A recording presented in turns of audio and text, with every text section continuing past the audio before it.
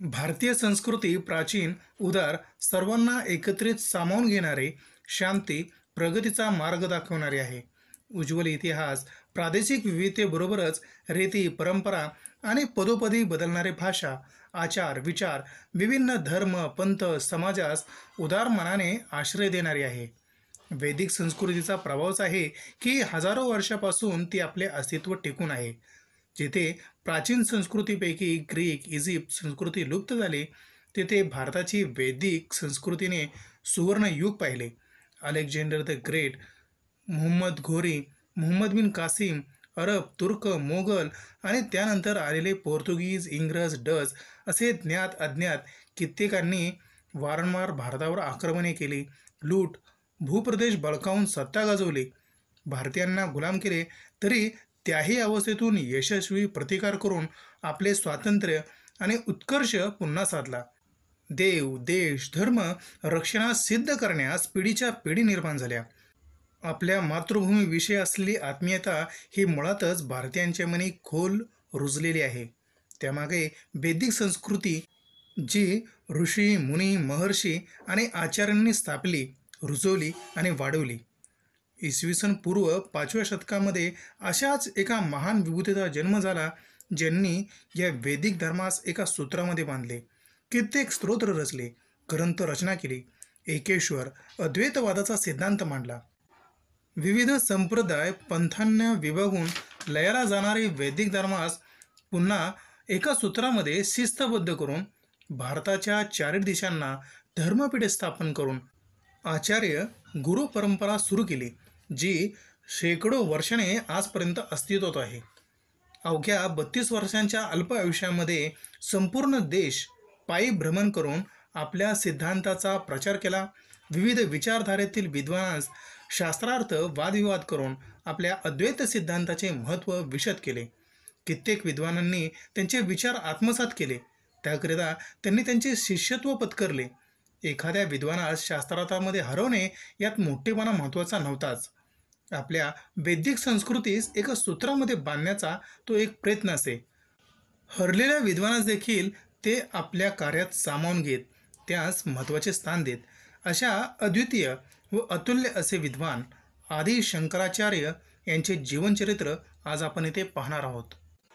भारताच्या दक्षिणेस असलेल्या केरळातील पूर्णा नदीच्या किनारी असलेले कल्टी येथे कृष्ण यजुर्वेदीय ब्राह्मण कुळामध्ये त्यांचा जन्म झाला. पित्याचे नाव शिवगुरु अर्थात शिवभट, आईचे नाव आर्यांबा उर्फ विशिष्टा.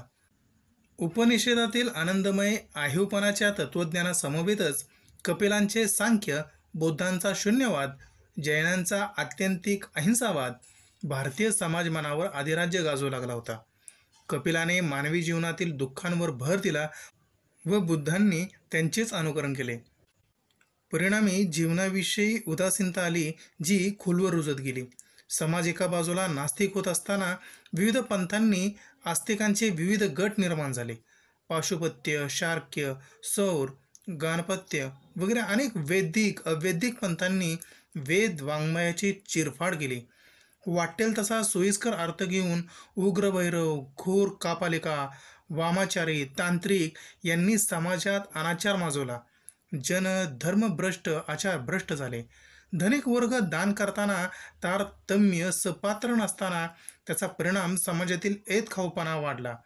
वैराग्याचे प्रमाण, अहिंसाचा अतिरेक यामुळे प्राणरक्षक प्रपंच चालवण्यास आवश्यक प्रयत्न न करता राजआश्रयास असलेल्या बिहारामध्ये ऐन तारुण्यात सर्व संघ परित्याग करून भिक्खू होऊन शस्त्र व शास्त्राची उपेक्षा होऊ लागली.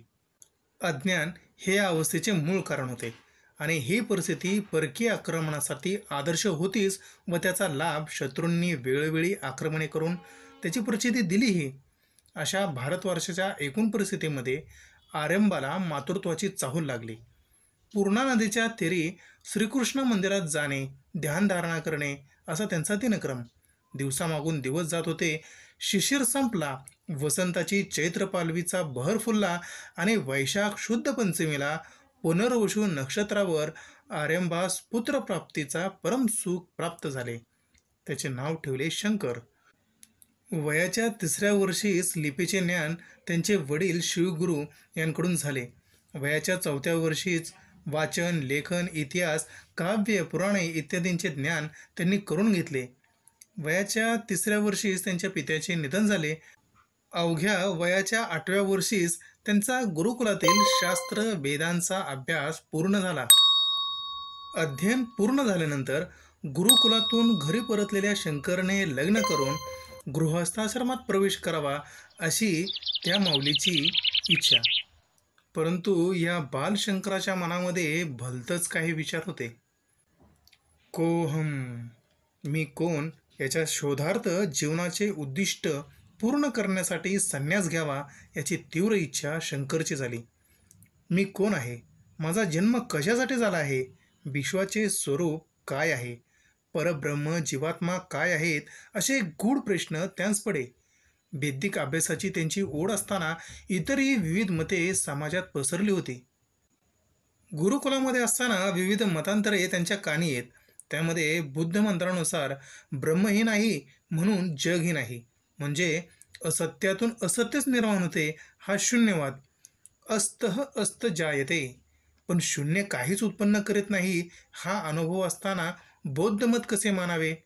दुसरे मत चार्वक मुनींचे, माणसाचा पुनर्जन्म नाही, त्यामुळे आहे त्या जीवनाचा पूर्ण भोग घ्यावा, आवडेल ते करावे, खावे प्यावे मोज करावे, इहरलोकी विषय सुखी इंद्रिय उपभोग करावा. धर्म नाही तेथे अधर्म कसला? पंचमकाराच्या आधारे मोक्ष मिळावा ही त्यांची अपेक्षा. आणि ती पंचमकारे म्हणजे मद्य, मांस, मैथून, मृदा, मत्स्य यांचा भोग. हा भोगवाद अधिकच विकृत होता आणि अशा विविध मतांमुळे वैदिक धर्माची प्रतिष्ठा मातीमोल होत असताना लोक भ्रमित होत होते. प्रत्यक्षात ब्रह्म डोळ्यांनी दिसत नाही, अनुभवता येत नाही, जाणवत नाही. त्या अर्थी ते पाहणे, ऐकणे, जाणण्याकरिता, ते सामर्थ्य प्राप्त करण्याकरिता आत्मचिंतन आणि योग्य गुरुची आवश्यकता होती. सांप्रत काळी वैदिक धर्माला ग्लानी आलेली असताना धर्माची पुन्हा वैभवशाली प्रतिष्ठापना करण्याकरिता संन्यासी वृत्तीचा स्वीकार करणे करिता त्यांनी आपल्या आईची परवानगी मागितली. पण अर्थातच आईने त्यासाठी स्पष्ट नकार दिला. पुढे प्रसंग असा सांगितला जातो की नेहमीप्रमाणे एक दिवस शंकर पूर्णा नदीमध्ये स्नानाकरिता गेला असता त्याचे कुणीतरी पाय ओढत असल्याचे त्याच्या लक्षात आले. अतिशय ताकदीने कुणीतरी पाण्यात ओढत असल्याचे व पाय मगरमिठीत धरल्याचे जाणवले. होय, ती मगरच होती. नदीच्या किनारी शंकरची आई शंकरच्या ओरडण्याचा आवाज ऐकत होती, पण असहाय्य शंकरची मदत करू शकत नव्हती. शंकर आपल्या आईला म्हणत होता, आई, मगरीने माझा पाय धरलेले आहेत आणि ती मला आता जिवंत सोडत नाही. एवी तेवी मी तुला मुकणारच आहे, तुझ्यापासून दूर जाणारच आहे. तेव्हा या काही जीवनातच मला तू संन्यासी होण्याची परवानगी दे. हीच माझी अंतिम इच्छा असताना मरताना तरी मला संन्यासी म्हणून मरू देत. काकुळतीला आलेल्या शंकरची अंतिम इच्छा पूर्ण करण्यासाठी मोठ्या दुःखाने मातेने त्यास परवानगी दिली. अहो, परवानगी मिळताच मगरीने शंकरचा पाय देखील अलगद सोडला व शंकर पोहत नदीच्या बाहेर आला. संन्यासास जाण्यापूर्वी आपल्या विधवा आईच्या अंतिम समयी मी पुन्हा उपस्थित होईन हे आश्वासन देऊन शंकर गुरुच्या शोधार्थ बाहेर पडला. आपल्या गुरुकुलातील अन्य मित्र विष्णू शर्मा यांसोबत नर्मदा नदी येथे ओंकार माधाता ज्योतिर्लिंग क्षेत्र येथे गुरु गोविंद भगवान पाद यांच्या शोधार्थ ते निघाले. प्रभू नारायण यांचे पुत्र ब्रह्मदेव, त्यांचे पुत्र वशिष्ठ, त्यांचा पुत्र शक्ती, त्यांचा पुत्र पराशय आणि पराशय यांचा पुत्र व्यास, ज्यांनी वैदिक संहिता संकलित करून पुराणे, महाभारत यांची रचना केली. त्यांचे पुत्र शुक, शुकाचे शिष्य गौडपाद, त्यांचे शिष्य गोविंद यती. आणि असे गुरु आपणास शिष्यत्व देतील का या शंकेने शंकर गुरु गोविंद यती यांच्या आश्रमात आले असता, गुरूंच्या चरणावर मस्तक ठेवले असता ते उद्गारले, शरणं भवति न जननी न पिता न सुतो न सदोरन्यी. भगवान, मोक्ष मिळवण्याकरिता आई, वडील, मुलगा, भावंडे आधार ठरत नाहीत. त्यासाठी सर्वश्रेष्ठ आधार ठरतो तो माझ्या मस्तकावर ठेवलेल्या गुरुचा पायच. यावर गुरूंनी शंकराला तू कोण असे विचारले असता ते म्हणाले, मनोबुद्ध्यंकार चित्तानिनाहम न च श्रोत्रजीवे न च घ्राणनेत्रे न च व्योम भूमिर्न तेजो न वायु चिदानंदरूप शिवोऽहं शिवोऽहं चिदानंदरूप शिवोऽहं शिवोऽहं. मी मन नाही, बुद्धी नाही, अहंकार नाही की चित्त नाही. मी कान नाही, जीभ नाही, नाक नाही की डोळे नाही. मी आकाश, भूमी, तेज नाही की वायू नाही. मी अनंत, अविनाशी, आनंदरूपी शिव आहे, शिव आहे. ते परब्रह्म एक सुद्धा नाही तर दोन कुठून असणार? ते केवळ नाही आणि त्याच्या विरुद्धही नाही. ते शून्य नाही की अशून्यही नाही. जे शब्दात व्यक्त होणार नाही असे अद्वैत स्वरूपाचे आहे. शंकराचे हे वाक्य ऐकून गुरु गोविंद यती यांनी शंकराचे शिष्य म्हणून स्वीकार केला आणि त्यांचे अध्ययन सुरू झाले. ब्रह्म म्हणजे काय याचे उत्तर देताना गुरूंनी उपनिषदातील 4 महावाक्य सांगितली. ती अशी: अहम ब्रह्मासी, मी ब्रह्म आहे. तत्त्वम असी, तो तूच आहेस. प्रज्ञान ब्रह्म, आपल्यातील अहंकार, ईर्ष्या, लोभ इत्यादी दुर्गुणांचा नाश करण्याचे सामर्थ्य प्रज्ञान ब्रह्मात असून प्रकट ज्ञान हे ब्रह्म आहे. ज्ञानस्वरूप ब्रह्म ग्राह्य करण्यास योग्य आहे. अयम आत्मब्रह्म, आत्मा हाच ब्रह्म आहे. ब्रह्म हेच विश्वाचे अंतिम सत्य असून या विश्वाच्या निर्मितीशी त्याचा जो संबंध येतो तो तटस्थपणाचा आहे. कारण हे विश्व माया निर्मित आहे. आपणास हे मायावी विश्व परिचित असताना या परिचित वस्तू अपरिचित अशा ब्रह्माकडे आपणास जायचे आहे.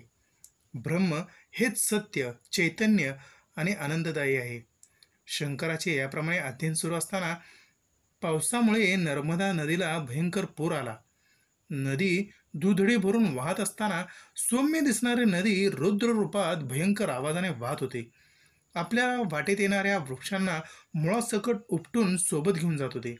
शंकराने आत्मीयतेने नम्रतेस वंदन केले व कमंडलू किनाऱ्यावर जलापाशी ठेवले व मंगलमय प्रार्थना केली. हे माते, आपल्या पानलोटाने तू भूतलावरील पाप धुवून नेतेस. त्या पाण्याच्या आवाजाने पापाचे पर्वत भंगून जातात. जगाचा विनाश करायला धावणाऱ्या पापाच्या मनात भय निर्माण करणाऱ्या मार्कंड ऋषींना घर देणाऱ्या नर्मदे, मी तुझ्या चरणाशी नम्र आहे. भान हरपून शंकर नर्मदा नदीची स्तुती गात होते. ते जेव्हा भानावर आले तेव्हा नदी पूर्वीच्या प्रवाहाने वाहत होती व तिचा रौद्र रूप कमी झाले होते. असे गुरूंच्या सानिध्यामध्ये अध्ययन चालू असताना बऱ्याच अपरिचित गोष्टींचा उलगडा झाला. षटदर्शनापैकी वैश्विक दर्शनाने जगातील सर्व वस्तूंना एकाच रूपात संकल्पिलेले आहे. त्यास ऋषी कणाद यांनी पदार्थ ही संज्ञा दिली. कोणताही पदार्थ सूक्ष्माती सूक्ष्म अशा कणापासून निर्माण झालेला आहे. विश्वातील प्रत्येक पदार्थ हा त्या कणापासूनच निर्मित आहे. आधुनिक विज्ञानामध्ये मूलद्रव्यांचा विचार करता त्यांची निर्मिती ही अणु, रेणू, सूक्ष्मातील सूक्ष्म अशा कणांपासूनच निर्माण झालेली आहे. हे कालांतराने सिद्ध झालेली आहे. पुढे ऋषी कणाद म्हणतात, परमाणु हे विश्वाचे उपदात कारण असून ईश्वर हे निर्मिती कारण आहे. कुंभार मातीचा माठ बनवतो. तद्वतच सर्वज्ञ ईश्वररूपी गोळा देहरूपी मातीच्या गोळ्याला आकार देऊन जगाचे नियंत्रण करतो. पण त्यांनी आत्मा हा विभिन्न सुखदुःखाचे अनुभव घेतो म्हणून आत्मा भिन्न भिन्न असतो अशी कणाद यांची धारणा होते. परंतु जर ब्रह्म हा आत्मा आहे म्हणजेच आत्मा हा ब्रह्म असताना तो इतर आत्म्याहून निराळा कसा असू शकतो असा तर्क शंकराने केला. सांख्य, न्याय, वैश्विक, योग, पूर्व मीमांसा, उत्तर मीमांसा अशी षटदर्शने, विविध ऋषीमुनींची मते, अनुभवांचे सखोल अध्ययन गुरूंमार्फत त्यांनी केले व ते एका निष्कर्षावरती आले. वैदिक धर्माचा कुणीही उद्गता नाही. कुठल्याही नियमात तो बंदिवान नसल्याने लवचिक, काल सापेक्ष आहे. त्यामुळे प्रत्येक ज्ञानीपुरुषांनी आपली उपासना पद्धत विकसित केली व मतमतांतरांचा घातक प्रश्न निर्माण झाला. धर्माचा प्रत्येकजण स्वहिताचा विचार करू लागल्याने विविध पंथांमध्ये धर्म विखुरला गेला. असाच प्रकार अव्याहत राहिला तर एक दिवस धर्मच नष्ट होईल. कुणी भगवान विष्णूला पुजतात म्हणून ते वैष्णवपंथी, तर महादेवाला पूजणारे शैवपंथ, सूर्योपासक तर कुणी गणपतीला पूजणारे, कुणी देवीला सर्वस्व मानणारे, तर कोणीही नास्तिक जे कुणालाही न मानणारे, तर कोणी पंचमकारांमध्ये लुब्ध झालेले. आपल्या धर्माची पुनर्स्थापना करण्याची, सूत्रबद्ध करण्याची गुरु आज्ञेप्रमाणे दायित्व शंकराने घेतले. ज्याप्रमाणे दूध व पाणी मिश्रितापैकी दूध ग्रहण करणारा राजहंसाप्रमाणे शंकराने देवाचा देव आदी अंत सहित निर्विकार, निर्गुण, शाश्वत, पुरातन तितकेच अर्वाचीन, सूर्य विश्वाप्रमाणे प्राचीन तर नवपाल्लवीप्रमाणे नूतन, पुरुषोत्तम, जो कोटी सूर्याने प्रकाशित असून अज्ञानरूपी अंधकार नाहीसा करतो, अशा सूक्ष्मातील सूक्ष्म अणुरेणूत ते ब्रह्मांडा इतके प्रचंड विराट, सर्व खलविंद ब्रह्मासी तत्वाचा अद्वैत वेदांत याची संकल्पना स्पष्ट होऊ लागली. अथर्ववेदांनी निसंदेह एकेश्वरवादाचा पुरस्कार केलेला आहे. त्या एकाच ईश्वराला वेगवेगळ्या नावाने संबोधले जाते. एकाच ईश्वराच्या कोट्यावधी अब्जावधी रूपे असली तरी मूलतः तो एकच असून चराचरामध्ये आहे. अल्पावधीमध्ये शंकराने वेदांचे, वेदांगाचे, षडदर्शन, श्रुती, स्मृती, पुराणे यांचे अध्ययन सखोल केले. त्यांची ग्रहणशक्ती नव्हे धारणशक्ती इतकी तीव्र होती की त्यास वेगळ्या पाठांतराची गरजच नसे. शिष्याची प्रगती पाहून एक दिवस गुरूंनीच त्यास आचार्य म्हणून हाक मारले. सहस्त्र ज्ञानधारांची ज्ञानरूपी अक्षय स्तोत्र असलेले शंकर आता शंकराचार्य म्हणून ज्ञात होऊ लागले. शंकराचार्यांचे गुरु गोविंद यती यांस त्यांचे गुरु गौडपाद यांच्या दर्शनाची ओढ लागलेली असताना गुरु शिष्य बद्रिकाश्रमाची वाटचाल करू लागले. बद्रीनाथाला विष्णू तर केदारनाथ शिवाचे निवास, आणि या तपस्या भूमीतूनच भगीरथी जगाच्या कल्याणाकरिता वाहत आहे. पापोहम पापकर्माहम पापात्म पाप संभवः त्राहि मा कृपाय गंगे सर्व पापहरा भवः, असे प्रासादिक गंगेची स्तुती शंकराचार्यांनी रचली. पुढे मार्गक्रमण करीत हिमालयाकडे वाटचाल करीत कवन मुनी ऋषी आश्रम, भरताचे जन्मस्थान, पुढे केदारनाथ ज्योतिर्लिंग, महादेव निवासस्थान, येथून पुढे उखी मठावरून तुंगनाथ, आकाशगंगा, खोल दरीत कोसळताना येथेच ती पाताळगंगा होते.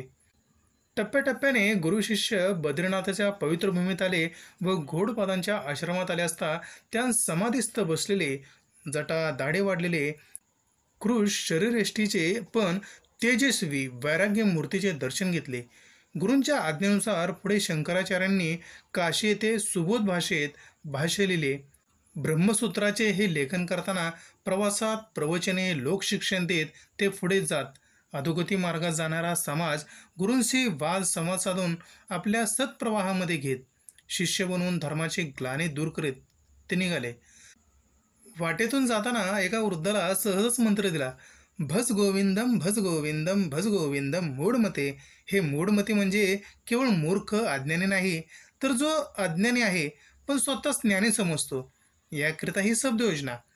काशी येथे आले असता सानंद मानंद वंदे वसंतम आनंद कंदम हत पाप वृंदम वाराणसीनाथम नाथनाथम श्री विश्वनाथम शरणम प्रबद्धते.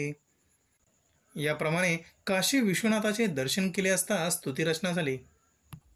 अन्नपूर्णे सदापूर्णे शंकर प्राणवल्लभे ज्ञानवैराग्य सिद्धर्थे भिक्षां देहि च पार्वती. माता च पार्वती देवी पिता देवो महेश्वरः बांधवो शिवभक्तश्च स्वदेशे भुवनत्रयम्. अन्नपूर्णा आणि शिवाची स्तुतीनंतर धर्मसेतूचे पालन करणाऱ्या, अधर्माचा नाश करून कर्मबंधनातून सुटका करणारा कल्याणकारी काशीनगरचे पालक रक्षक कालभैरवाची स्तुती रचली. ती अशी: धर्मसेतुपालकं त्वधर्म मार्गनाशकं कर्मपाशमोचकं सुशर्मदायकं विभुं सवर्णवर्णकेशपाशशोभिताङ्गनिर्मलं काशिकापुरादिनाथ कालभैरवं भजे. काशीतील वास्तव्यामध्ये विविध प्रवचनांचे जनसामान्यांना प्रबोधन करताना त्यांच्या मनातील शंकेचे निरसन ते करत. भक्त विचारित, मूलभूत अंतिम सत्य काय आहे? विश्वाचे स्वरूप काय आहे? जीवात्मा म्हणजे काय?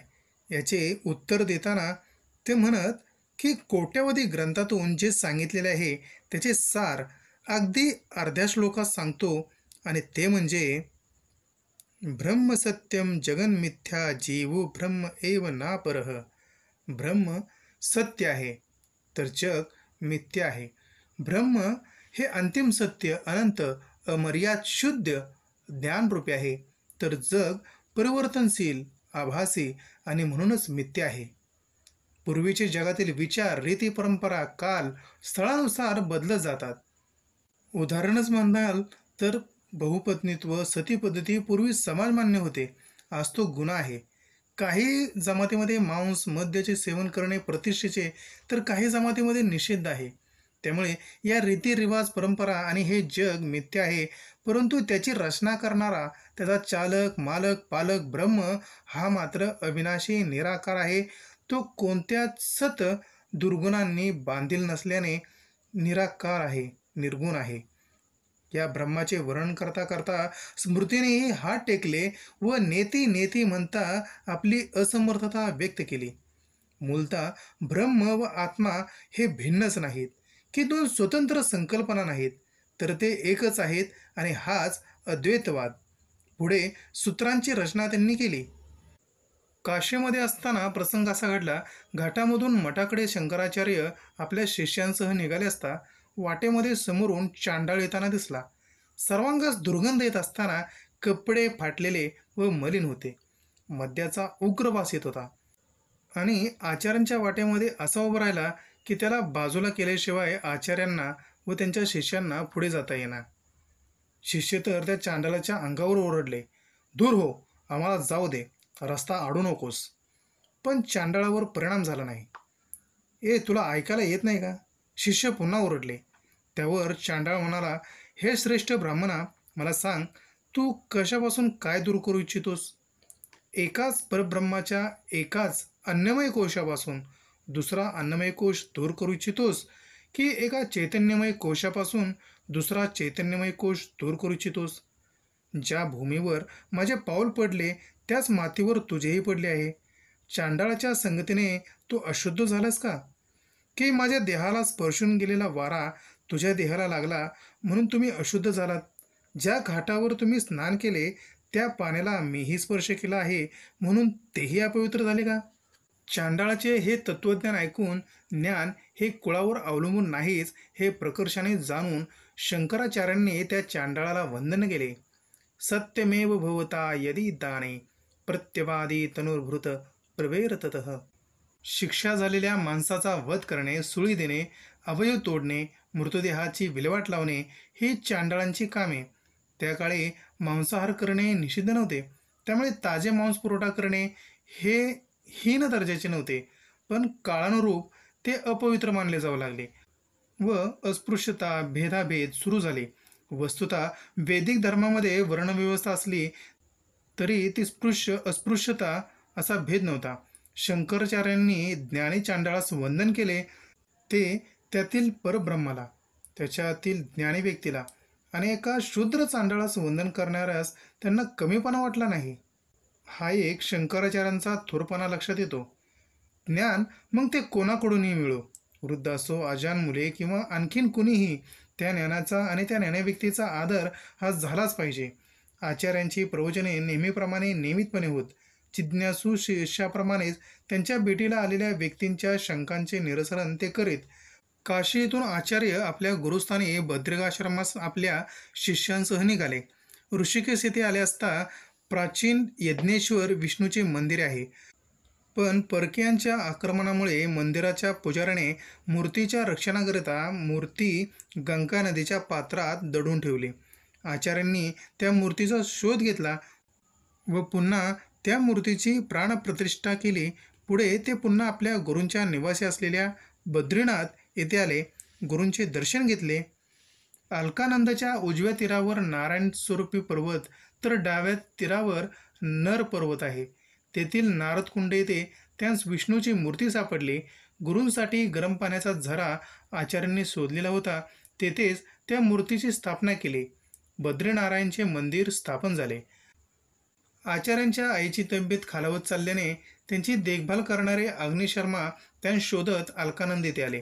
आईचा निरोप भेटताच दिलेल्या आश्वासनाप्रमाणे ते आपल्या मूळ गावी कालटीस आले. आईचे दर्शन घेतले. तिच्याशी हितगुज केली असता आईने प्रभू श्रीकृष्णाच्या दर्शनाची इच्छा व्यक्त केली.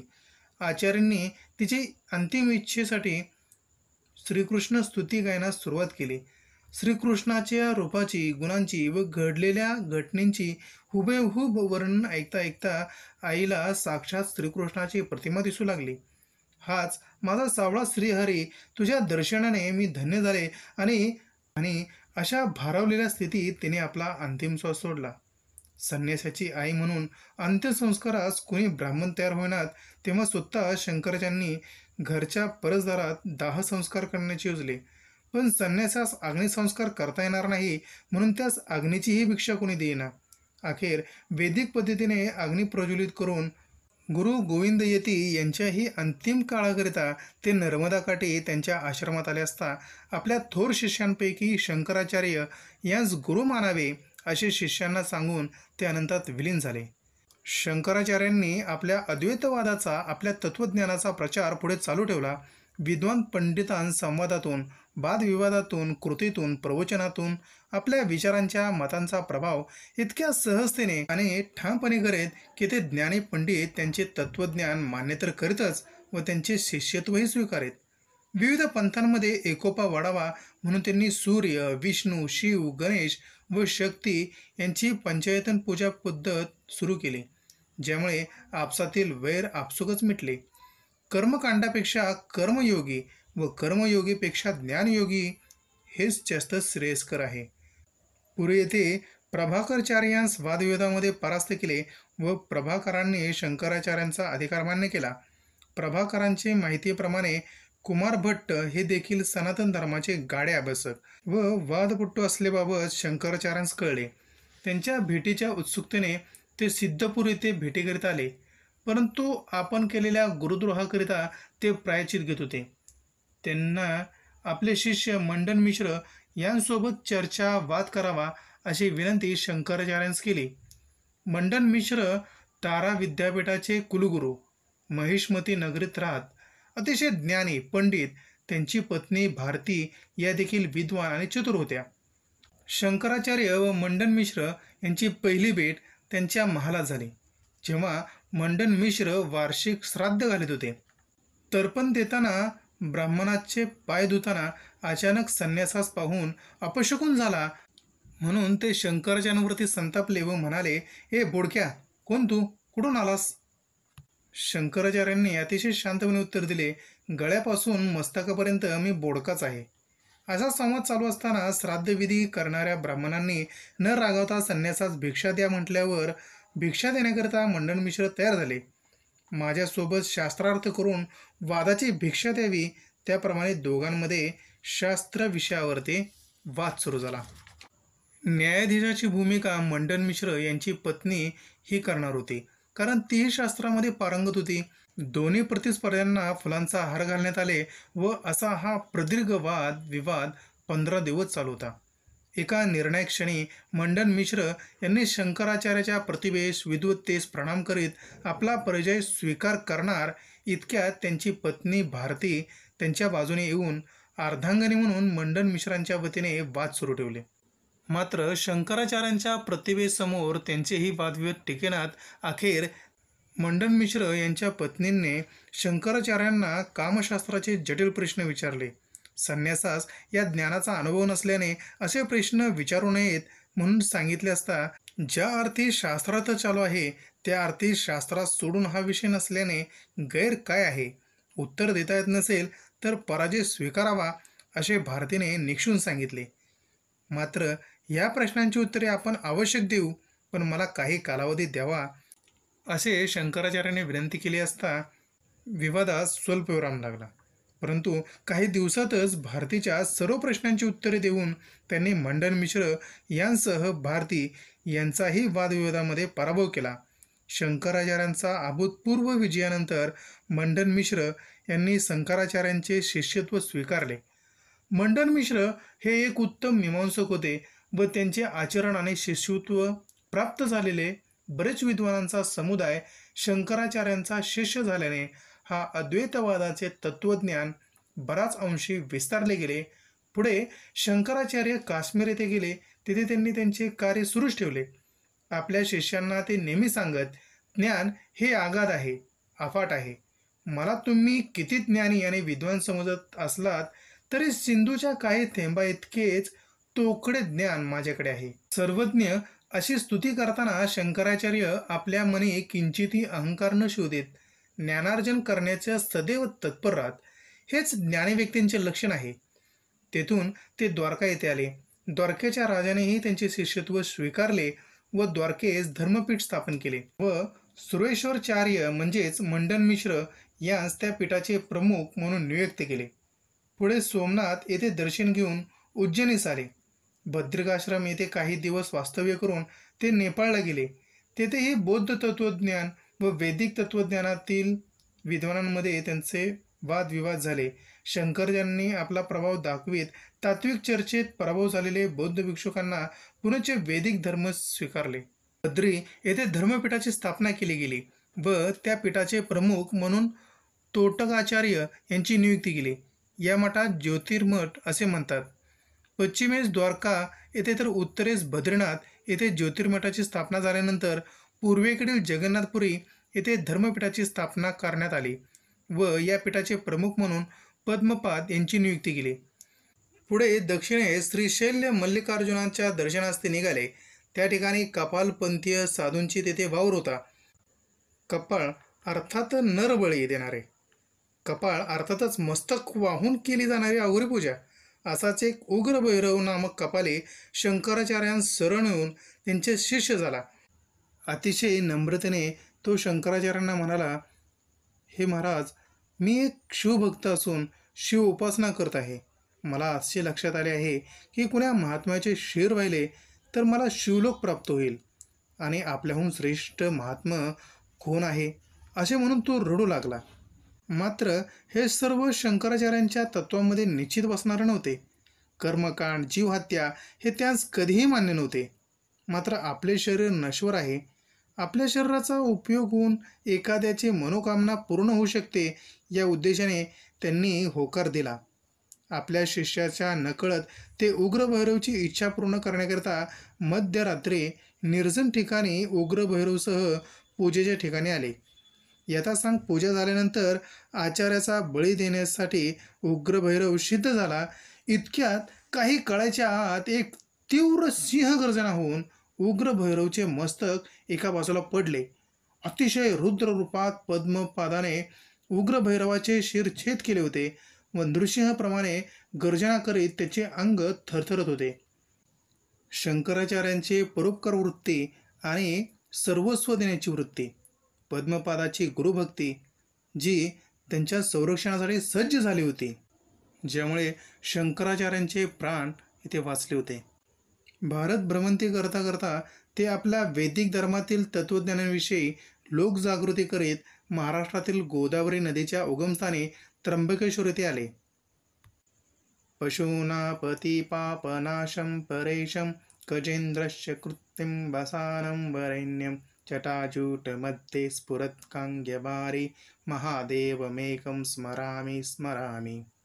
पंचवटी नाशिक येथे श्रीरामांचे दर्शन घेतले. प्रसीद प्रसीद प्रचंड प्रताप, प्रसीद प्रसीद प्रचंड रीकार. पुढे मार्गक्रमण करीत भीमाशंकर येथे दर्शन घेऊन देवगिरीचे कृष्णेश्वर, ओढा येथील नागनाथ, परळी येथील वैद्यनाथ यांचे दर्शन घेतले. मातृपितृभक्त पुंडलिकाच्या विठोबाच्या दर्शनाकरिता ते भीमातिरी पंढरपूर येथे आले. महायोगपीठे तटे भीमरत्यां वरं पुंडरीकाय दातुं मुनीन्द्र समागत्य तिष्ठन्तमानन्दकन्दं परब्रह्मलिंगम भजे पांडुरंगम.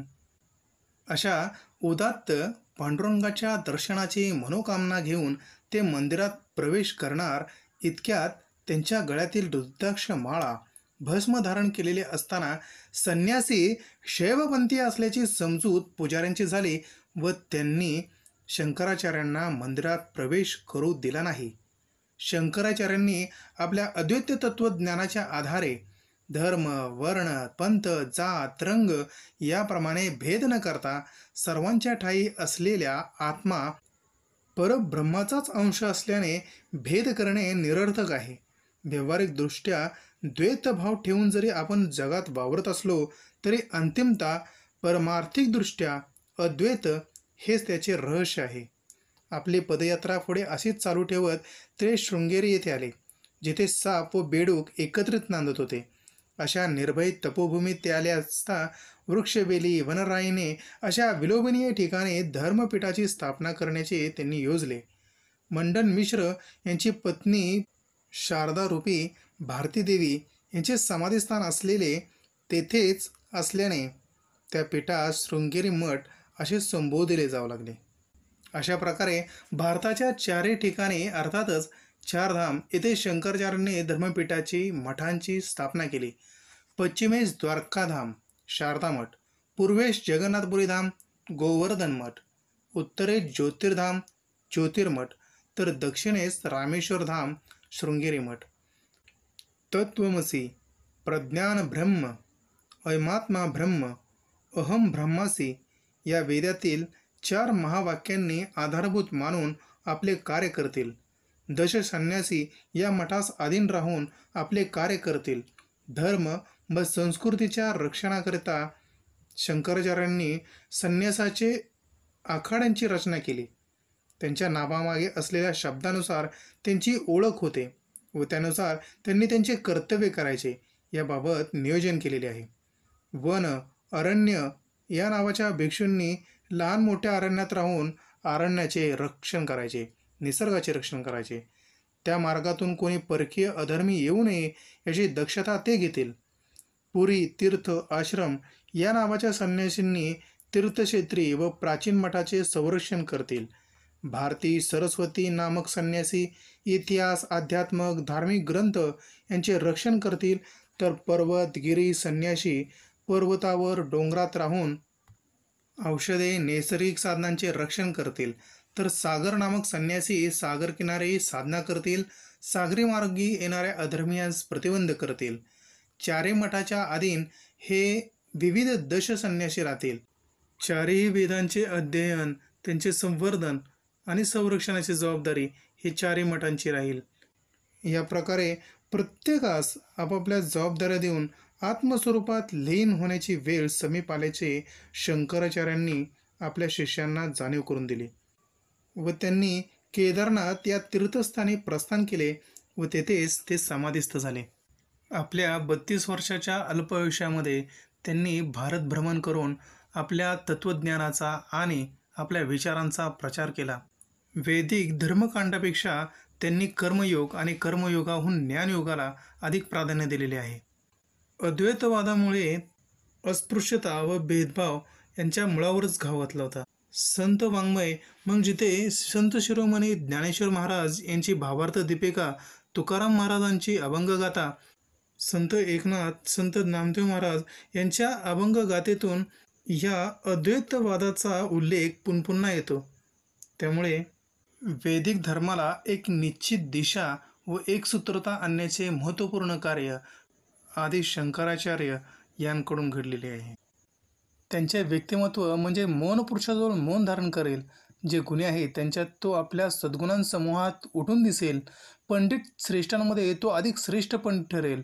दुःखी लोकांमध्ये त्याच्या दुःखात सहभागी होऊन त्या दुःखातच दुःख हरण करेल. वैभवाचे संपन्न अशा सुखी लोकांमध्ये त्यांच्या सुखाने अधिक सुखी होईल. भोगसंपन्न लोकांमध्ये भोग भोगून समाधान पावल्यासारखा तो असेल. मूर्खाजवळ मूर्खासारखा वागेल, कारण त्यांना शहाणपण शिकून उपयोग नाही अशी त्याची खात्री पटल्यावर तो असाच वागेल. तरुण स्त्री पुरुषांमध्ये संयमशील तरुणाप्रमाणे वागेल. बहुश्रुत लोकांमध्ये तो अधिक बहुश्रुत असेल हे दिसून येईल. कुणी अवधूत म्हणजे परमविरक्त भेटल्यास अशांमध्ये तो परमविरक्ताप्रमाणे वागेल. असा त्रिभुवन श्रेष्ठ कुणी एखादा महात्मा धन्य होय. आचार्य या आपल्या उक्तीप्रमाणे वागणारे त्रिभुवनजयी होते हे त्यांच्या चरित्रावरून निसंदेह म्हणता येईल. शंकराचार्यांची विद्वत्ता, प्रतिभा, विरक्ती यांना शतशः प्रणाम करून येथे थांबतो. जय जय रामकृष्ण हरे.